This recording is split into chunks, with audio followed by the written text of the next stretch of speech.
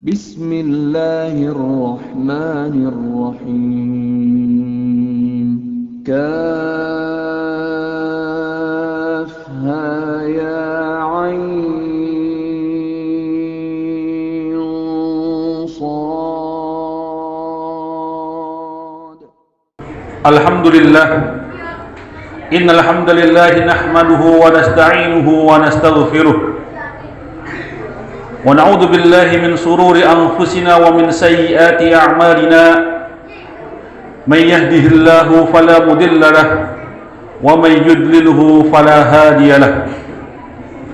Ashhadu an la ilaha illallah wahdahu la syarika lahu wa ashhadu anna Muhammadan abduhu wa rasuluhu la nabiyya wa la rasula ba'dah. Qala Allah Ta'ala: Ya ayyuhalladzina amanu taqullaha haqqa tuqatih wa la tamutunna illa wa antum muslimun. Wa qala Rasulullah sallallahu alaihi wasallam fi hadithihi: khairukum man ta'allama al-Qur'an wa 'allamahu. Wa qala aidan: khairun nas anfa'uhum lin-nas. Ayyuhal hadirun jamaah salat Jum'ah rahimakumullah.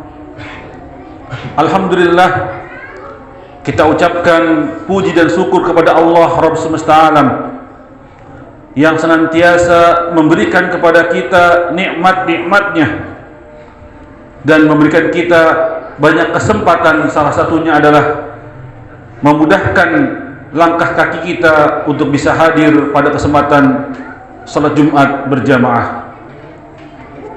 Salawat dan salam kepada Nabi kita Muhammad sallallahu alaihi wasallam, kepada keluarganya, sahabatnya, kepada para tabi'in, tabi'ut tabi'in, dan siapa saja yang senantiasa siqah menjalani sunnahnya hingga akhir zaman. Ayyuhal hadirun jamaah rahimakumullah.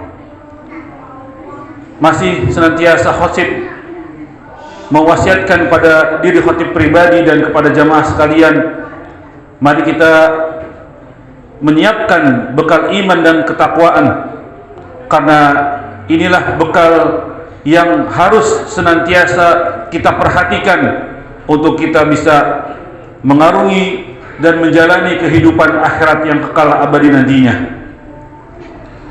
Jamaah sedang Jumat rahimakumullah, Rasulullah sallallahu alaihi wasallam pada suatu kesempatan berkata kepada sahabatnya dengan suatu sabda yang berbunyi, khairun nas anfa'uhum linnas, yang artinya sebaik-baik manusia adalah yang bisa dan mampu senantiasa memberikan manfaat kepada manusia lainnya. Hadis ini diriwayatkan oleh Imam At-Tabrani dan Daruqutni. Melalui hadis ini kita bisa mencermati bahwasanya kebermanfaatan manusia terhadap manusia lainnya adalah menjadi prioritas, bahwa dirinya menjadi manusia terbaik. Namun terkadang kita kebingungan dan tidak tahu bagaimana caranya bisa memberikan manfaat kepada manusia lainnya, atau bahkan selama ini kita tidak pernah memberikan manfaat kepada yang lainnya, bahkan kita memberikan madarat kepada lainnya. Oleh karena itu, pada kesempatan ini khatib mencoba meringkas bahwasanya dari historis panjang para salafus saleh, para orang-orang soleh terdahulu, bagaimana mereka bisa memberikan manfaat pada dirinya, orang lain, agamanya, bahkan bangsanya. Kurang lebih ada 5 karakter, 5 pilar yang menjadikan para salaful ummah dulu itu menjadi manusia yang bermanfaat. Yang pertama adalah sosok penguasa, yang kedua adalah sosok pengusaha, Yang ketiga adalah sosok ulama. Yang keempat adalah cendekiawan, orang-orang pintar pada hal di luar agama. Dan yang kelima adalah sosok pemuda. Yang pertama, kita dapati bahwasanya para salaful ummah, orang-orang terdahulu yang terbaik pada zamannya, mereka memberikan contoh kepada kita bahwasanya manusia yang dapat memberikan manfaat pada orang lain yang pertama adalah sosok penguasa. Ini kita bisa lihat pada kehidupan sahabat dengan adanya Nabi Muhammad di antara mereka. Bagaimana Nabi Muhammad selain daripada sebagai pendakwah yang membawa risalah kepada umat ini, beliau juga menjadi karakter sebagai penguasa pada zamannya. Beliau bisa memberikan kebijakan-kebijakan. Beliau bisa menerapkan bagaimana ibadah pada umatnya bisa tentram dan nyaman, dan bisa menjamin segala bentuk ibadah bisa terjalan dan selalu terjalan pada kesempatan tersebut. Maka dari itu, bagaimana kita bisa menjadikan diri kita manusia yang bermanfaat dengan melalui sosok yang namanya penguasa. Kalau memang seandainya pada saat ini kita didapat pada masyarakat kita sebagai RT, RW, sebagai kepala desa, lurah, camat dan sebagainya, atau menjadi dewan dan dapat jabatan dari negara ini, maka bagaimana kita bisa menjadikan diri kita bermanfaat bagi umat dan juga kepada bangsa ini? Bagaimana penerapan ibadah kaum muslimin khususnya dan umumnya kepada orang-orang di luar Islam itu bisa terjamin nyaman dan terjamin bisa melaksanakan ibadahnya dengan tentram. Dan bagaimana umat juga bisa terselesaikan dari problematika kehidupannya, rumah tangganya, dan bagaimana pangan dan sandangnya. Mereka bisa juga tetap makan tiap harinya, mereka bisa mendapatkan pakaian yang layak dan senantiasa hidup nyaman pada saat tersebut. Inilah sosok yang pertama, sosok penguasa. Sosok yang kedua yang bisa kita lihat pada sejarah salaful ummah adalah bagaimana mereka mencontohkan kepada kita sebagai para pengusaha. Kita lihat para sahabat di antara mereka yang memang sangat kaya dan banyak hartanya. Mereka bahkan ada yang mensedekahkan separuh daripada apa yang ia miliki. Bahkan di antara mereka yang sangat tragisnya dan sangat hebatnya, mereka menginfakkan seluruh hartanya dan tidak meninggalkan apa-apa bagi dirinya dan keluarganya kecuali Allah dan Rasulnya. Masya Allah, subhanallah. Inilah para pengusaha yang sangat luar biasa sekali. Bagaimana sosok Utsman bin Affan bisa mensedekahkan harta dan tunggangan apa yang mereka butuhkan pada saat tersebut pada perang Tabuk. Dan bagaimana dia bersedekah untuk sumur-sumur air dan sebagainya pada saat tersebut. Dan bagaimana sosok Abu Bakar yang tidak meninggalkan apapun dari harta yang ia miliki kecuali Allah dan Rasulnya. Jamaah rahimakumullah. Oleh karena itu, pada saat sekarang inilah apalagi kita mendapati satu krisis, yaitu krisis ekonomi mungkin pada saat tersebut, pada saat ini. Salah satunya banyak di antara kita yang telah kena PHK dari kantornya atau tidak bekerja, atau mungkin sekarang sulit sekali mendapatkan kerjaan sehingga sulit untuk bisa makan setiap harinya. Maka bagaimana di antara kita yang memang memiliki harta yang lebih bisa mensupport antara temannya, antar tetangganya, antar umat dan antar bangsa kita. Jamaah sidang Jumat rahimakumullah, itulah sosok yang kedua. Adapun yang ketiga, bagaimana para sahabat ummah juga mencontohkan kepada kita menjadi sosok manusia yang bermanfaat, yaitu adalah sosok ulama. Al-ulama warasatul anbiya.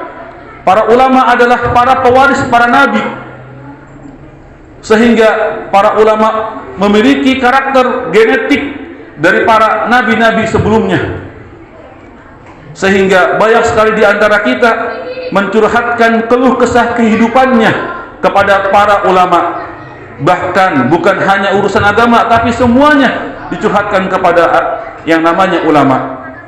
Para ulama memberikan patokan-patokan dalam beribadah, memberikan rumusan-rumusan dalam beribadah.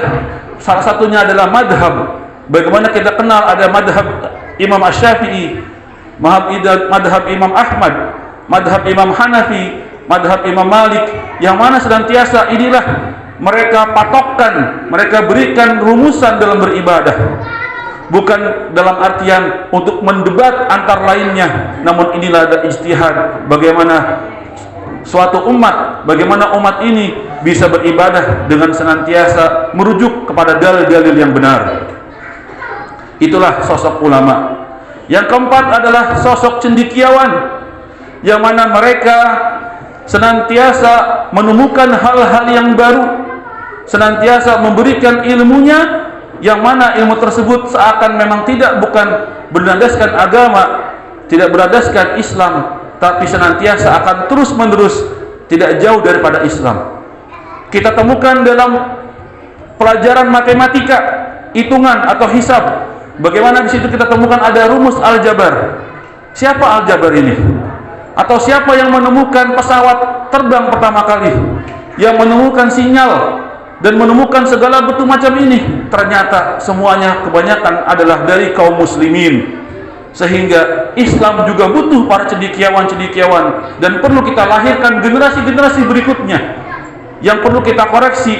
Bagaimana pendidikan pada anak kita sekarang seakan-akan lulusannya hanya untuk kerja dan kerja. Tidak kita rumuskan bagaimana generasi berikutnya mereka hafal Quran, mereka menjadi muslim yang baik, tapi mereka juga tangguh dalam hal-hal sains dan iptek dan sebagainya. Sehingga perlu kita siapkan generasi berikutnya, bukan serta-merta paham agama, tapi paham kimia, paham sinyal, paham penerbangan, paham ilmu-ilmu lainnya. Jamaah sidang Jumat rahimakumullah. Adapun yang kelima yang perlu kita perhatikan, bahwasanya salaful ummah senantiasa memberikan contoh kepada kita. Yang kelima adalah sosok yang senantiasa semangat, senantiasa siap diajak lari, yaitu adalah sosok pemuda. Bagaimana seorang pemuda bisa senantiasa semangat dalam kerjaannya, akan siap untuk diajak lari dalam setiap kegiatan. Mungkin kita tidak bisa temukan segala sesuatu di masa tua kita kecuali kita dapatkan pada masa muda kita. Sehingga banyak sekali syair-syair indah yang mengatakan laitas sababu a'idan, sungguh tidak akan kembali yang namanya masa muda. Masa muda yang begitu banyak kesempatan-kesempatan mungkin kita bisa raih segala sesuatu pada masa muda kita, tapi tidak akan kita temukan pada masa tua kita nantinya. Sehingga sosok pemuda mereka harus perlu kita bina. Bagaimana sosok Zaid bin Sabit dan sebagainya, di antara mereka bahkan bisa menjadi panglima perang di antara sahabat-sahabat senior pada saat tersebut.